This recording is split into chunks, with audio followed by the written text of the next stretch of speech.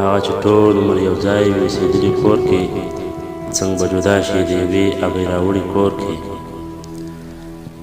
زموږ ترمنځ بس تضاد هم صرف دغه دی چې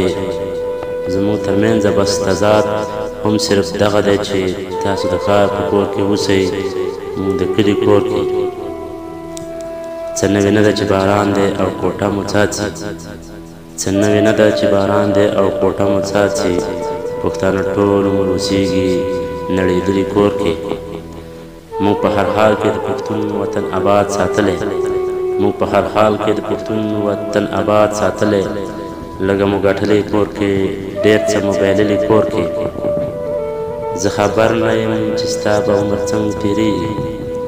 زه خبر نه یم چې ستا به عمر څنګه تېرېږي جانانه ماته خو دې سرې لمبې کللې کور کې